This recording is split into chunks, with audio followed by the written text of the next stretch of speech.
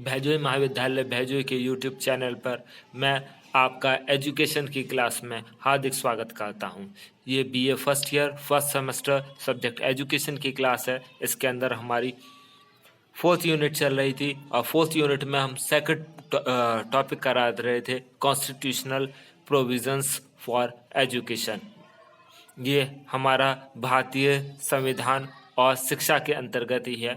इसके अंदर आज हम बात करेंगे संविधान में निहित शिक्षा संबंधी प्रावधानों की और उनका हम अध्ययन करने जा रहे हैं। सबसे पहला जो प्रावधान है वो है निःशुल्क और अनिवार्य शिक्षा की व्यवस्था करना।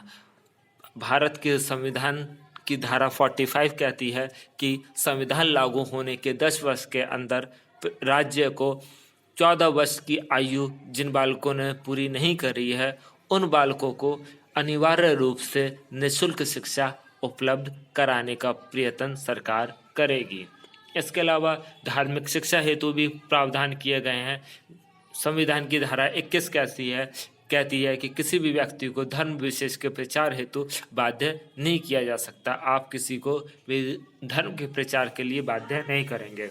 धारा 22 में कहा गया है कि राज्य से जो मान्यता प्राप्त शिक्षण संस्थाएं हैं उनमें से किसी सदस्य को उस संस्था द्वारा चलाए जा रहे किसी भी धार्मिक अनुष्ठान में भाग लेने हेतु विवश नहीं किया जा सकता। मतलब सरकार के द्वारा जितनी भी मान्यता प्राप्त शिक्षण संस्थाएं हैं वो अपने संस्था के अंदर पढ़ने वाले किसी भी बच्चे को किसी भी धार्मिक अनुष्ठान में या कार्यक्रम में भाग लेने के लिए मजबूर नहीं कर सकते। इसके अलावा धारा 28 कहती है कि ऐसे वे शिक्षण संस्थाएं ऐसी जो है विद्यालय जिनको पूरी तरीके से गवर्नमेंट से एड मिलती है, मतलब पूरी तरीके से जिनका खर्चा पूरी तरीके से सरकार उठाती है, वो किसी भी प्रकार की धार्मिक शिक्षा नहीं दे सकते। उन्हें धार्मिक शिक्षा देने की अनुमति नहीं है। ये धारा 28 में कहा गया है। उसके बाद अल्पसंख्यकों के लिए भी शिक्षा के प्रावधान किए गए हैं और इसके लिए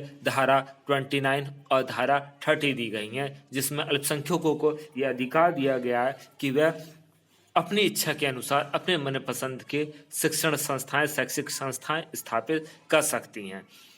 धारा 29 के अंदर कुछ व्यवस्थाएं की गई हैं, जिसमें पहली है कि देश के किसी भी भाग में रहने वाले नागरिक समूह जिसकी अपनी पृथक भाषा, लिपि, धर्म, उसे अपनी संस्कृति की रक्षा करने का पूरा अधिकार है। मतलब देश के अंदर कोई भी नागरिक रह रहा है, अगर उसकी अपनी अलग भाषा है, अलग उसकी लिपि है या उसका धर्म अलग है तो या उसकी अपनी अलग प्रकार की संस्कृति है तो उसे बचाए रखने की, उसकी रक्षा करने का प्रत्येक नागरिक को अधिकार है। इसके अलावा राज्य द्वारा प्राप्त या संचालित अनुदान प्राप्त या संचालित कोई भी शैक्षिक संस्था धर्म, जाति, भाषा के आधार पर किसी का भी प्रवेश निषेध नहीं कर सकती। मतलब अगर कोई भी ऐसा कॉलेज है जो गवर्नमेंट के द्वारा चलाया जा रहा है, गवर्नमेंट के द्वारा उसे एड दी जा रही है, वो किसी भी बच्चे को उसके धर्म, जाति, भाषा आदि के आधार पर एडमिशन लेने से मना नहीं कर सकता। इसके अलावा संविधान की धारा 30 कहती है कि प्रत्येक अल्पसंख्यक समूह को, चाहे वह धर्म पर आधारित हो या भाषा पर, अपनी पसंद की शैक्षिक संस्थाएं स्थापित करने का अधिकार है। मतलब चाहे आप धर्म के आधार पर अल्पसंख्यक हो, चाहे भाषा के आधार पर अल्पसंख्यक हो, आप अपनी स्वयं की अपनी पसंद की शैक्षिक संस्थाओं को स्थापित कर सकते हैं, अपने विद्यालय खोल सकते हैं। इसके अलावा विद्यालय किसी भाषा, धर्म पर आधारित अल्पसंख्यक वर्ग द्वारा संचालित किया जा रहा है, इस आधार पर राज्य अनुदान देते समय किसी प्रकार का भेदभाव नहीं करेगा। मतलब अगर कोई विद्यालय ऐसा है जो अल्पसंख्यकों के द्वारा चलाया जा रहा है तो राज्य सरकार जब उसे एड प्रदान करेगी, अनुदान प्रदान करेगी, तो इस आधार पर भेदभाव नहीं कर सकती कि वो अल्पसंख्यकों के द्वारा चलाया जा रहा है, बहुसंख्यकों के द्वारा नहीं चलाया जा रहा। उसे अनुदान देना है तो वो किसी को भी दे सकती है उसके कार्य के अनुसार। इसके अलावा अनुसूचित जाति और जनजातियों के लिए भी प्रावधान किए गए हैं। संविधान की धारा 46 कहती है कि अनुसूचित जातियों और जनजातियों और कबीलों की आर्थिक और शैक्षिक विकास का दायित्व पूरी तरीके से संघीय सरकार का होगा। मतलब केंद्र सरकार का होगा, राज्य सरकार का होगा। मतलब जो सरकार है देश की, उसका पूरा दायित्व होगा अनुसूचित जनजाति और जातियों के SC और ST जाति के जो लोग हैं, इसके साथ जो कबीलों के लोग हैं, उनकी चाहे वो आर्थिक विकास के लिए कार्य करना हो, चाहे शैक्षिक विकास के लिए कार्य करना हो, इसका पूरा दायित्व जो है, पूरी जिम्मेदारी संघीय सरकार की होगी।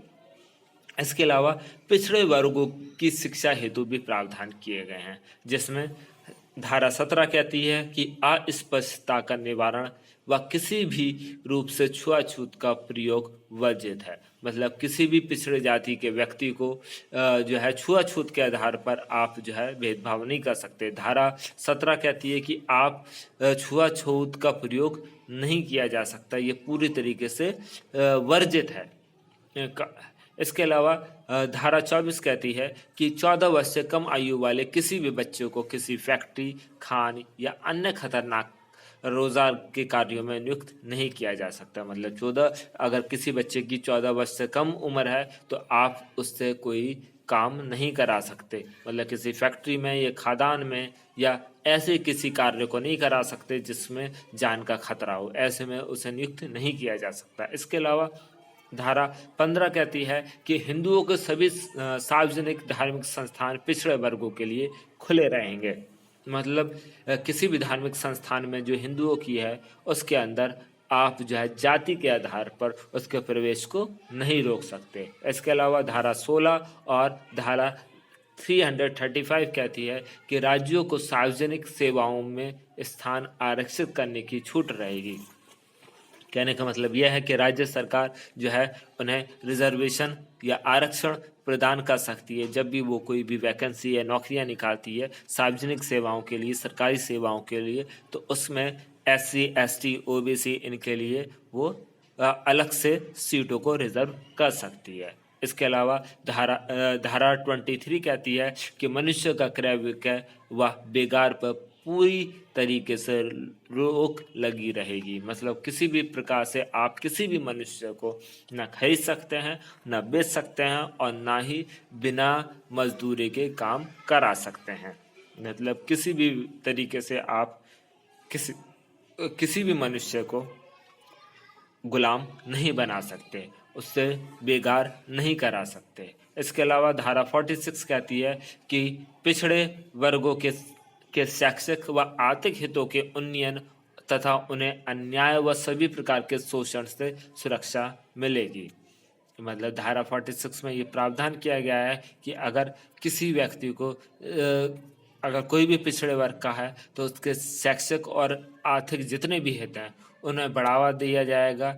मतलब उनके हितों की रक्षा की जाएगी और अगर कोई उनके खिलाफ अन्याय या शोषण होता है तो उन शोषण या अन्याय से सरकार उन्हें सुरक्षा प्रदान करेगी। इसके अलावा भाषा अनुदेशन, संविधान की धारा 350A में कहा गया है कि राज्य में प्रत्येक स्थानीय निकाय प्राथमिक स्तर पर अल्पसंख्यक समूह के बच्चों के लिए मातृभाषा में अनुदेशन की पर्याप्त सुविधा प्रदान करेगा। धारा 355 में कहा गया है कि ये संघ का कर्तव्य होगा कि वह हिंदी भाषा के प्रसार व विकास को प्रोत्साहित करे ताकि वह भारत की समस्त संस्कृति के तत्वों के लिए अभिव्यक्ति का माध्यम बन सके। मतलब धारा 350A कहती है कि अगर कोई अल्पसंख्यक समूह का बालक है जिसकी मातृभाषा हिंदी नहीं है तो प्राथमिक स्तर पर सरकार के द्वारा, स्थानीय निकायों के द्वारा उस अल्पसंख्यक समूह के बालक के लिए उसकी मातृभाषा में जो है उसे अनुदेशन प्राप्त हो, इंस्ट्रक्शंस प्राप्त हो, ऐसी चीज़ों की पर्याप्त सुविधाएं प्रदान करनी पड़ेंगी। इसके अलावा धारा 351 कहती है कि ये केंद्र सरकार का कर्तव्य होगा कि वो हिंदी भाषा के प्रचार प्रसार के लिए कार्य करे, उसे प्रोत्साहन दे और हिंदी भाषा को जो है सभी लोगों की जो है अभिव्यक्ति का माध्यम बना दे कि हिंदी भाषा प्रत्येक व्यक्ति को आ जाए और वो अपने विचारों को हिंदी भाषा के द्वारा अभिव्यक्त कर सके। इसके अलावा हिंदी को राष्ट्रभाषा के रूप में विकसित करना, जैसा कि हमने पहले देखा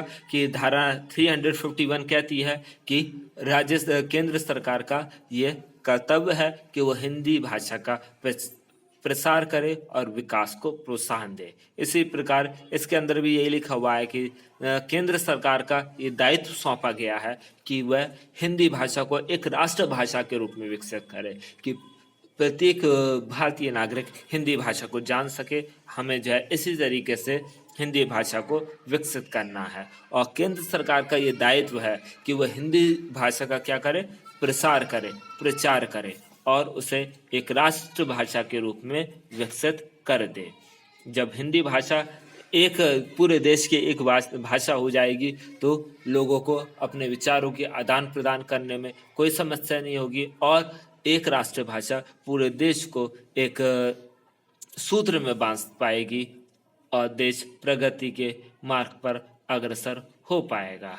ये सारे शैक्षिक प्रावधान हैं जो संविधान के अंदर विभिन्न धाराओं के द्वारा में दिए गए हैं। सबसे पहला निःशुल्क अनिवार्य शिक्षा की व्यवस्था, दूसरा धार्मिक शिक्षा हेतु प्रावधान जो 21 में दिए गए हैं, इसके अलावा 21 में, 22 में, 28 में, इसके अलावा अल्पसंख्यकों के लिए शिक्षा के प्रावधान जो कि धारा 29 और 30 में दिए गए हैं और अनुसूचित जाति और जनजातियों के लिए प्रावधान 46 के अंदर, धारा 46 के अंदर दिए गए हैं। इसके अलावा पिछड़े वर्ग की शिक्षा हेतु जो है धारा 17, 24 और 15 में ऐसे प्रावधान किए गए हैं और 16 में, 335 में, 23 में और 46 में ऐसे प्रावधान किए गए हैं ताकि वो समाज में समान रूप से जीवन बिता सकें, उनके आर्थिक और शैक्षिक रूप की उन्नति में किसी भी प्रकार की कोई भी चीज़ बाधा ना बन सके। ये सारे प्रावधान इन धाराओं के अंदर किए गए हैं। इसके अलावा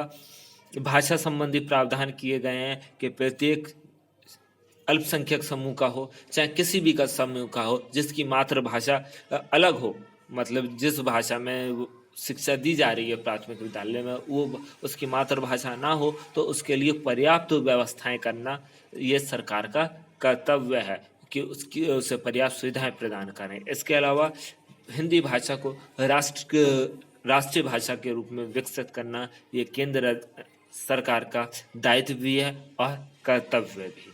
इस प्रकार हमारे जो शैक्षिक प्रावधान हैं वो सारे समाप्त होते हैं। वीडियो देखने के लिए धन्यवाद।